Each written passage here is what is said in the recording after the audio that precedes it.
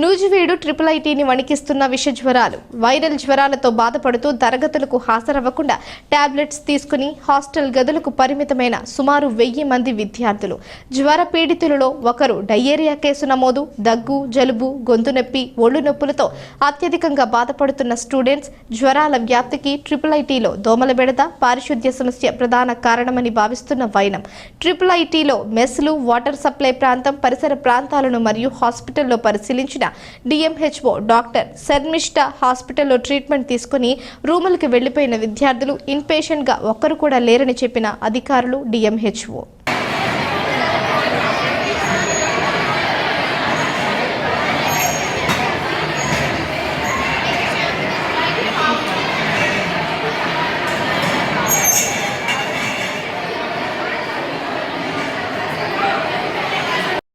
ప్రస్తుతం ఉదయం న్యూస్లో పడిన దాన్ని బట్టి స్పందనగా మేము ఇమీడియట్గా మా యంత్రాంగం అంతా కలిగింది. డాక్టర్స్ అందరూ ఇక్కడ వచ్చి ఓపీ సెన్సెస్ అవి కూడా మొత్తం గత వారం రోజులుగా ఎంతమంది ఓపీలో కాకుండా ఐపీలో కూడా ఎంతమంది రిక్రూట్ చేస్తున్నారు అనే వివరాలన్నీ కూడా సేకరించాము.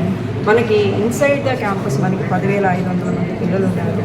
ఈ 10,500 మంది పిల్లలకి 8 కిచెన్స్ అంటే 6 కిచెన్స్లో వీళ్ళు ఆహారం తీసుకుంటున్నారు. ఈ ఆహారం శ్రీకాకుళం బ్యాచ్ అంటే 2,000 మంది ఉన్న దానిలో ఆగస్టు 9వ తారీఖున ఒక 35 మందికి డయేరియా వచ్చింది. ఆ డయేరియా గురించి వెంటనే వాళ్ళు చర్యలు తీసుకుని వాళ్ళే ప్రతిస్పందించడంతో అది రెక్టిఫై అయింది అని చెప్తున్నారు. మేడం ఇక్కడ ఆల్రెడీ వీళ్ళకి ఇన్స్టిట్యూట్ డాక్టర్ గారు ఉన్నారు, 4 డాక్టర్స్ ఉన్నారు. వాళ్ళకి దానికి సంబంధించిన వైద్యం అది చేస్తున్నారు. ప్రమాదకరమైన పరిస్థితి అయితే లేదు. ఫీవర్లు లేవు. ఫీవర్లు ఉన్నా కానీ ఎందుకంటే కామన్గా జిల్లా కాదు, స్టేట్ వైడ్, కంట్రీ వైడ్గా కూడా ఫీవర్స్ ఉన్నాయి. 35 మెంబర్స్కి అంటే 2000 అక్కడ ఉన్నారు.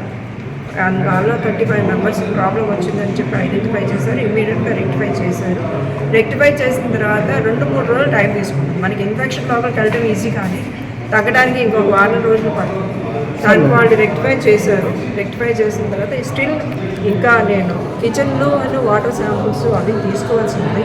అలాగే ఒకసారి మొత్తం చూసి ట్రిపుల్ ఐటీలో వైద్య సేవలు మెరుగుపరచడానికి మీరు ఏం చర్యలు తీసుకున్నారు సార్? ట్రిపుల్ ఐటీలో వైద్య సేవలు మెరుగుపరచడానికి మీరు ఏం చర్యలు తీసుకున్నారు? నేను ట్రిపుల్ ఐటీకి నాకు వైద్య సేవలకి సంబంధం లేదండి.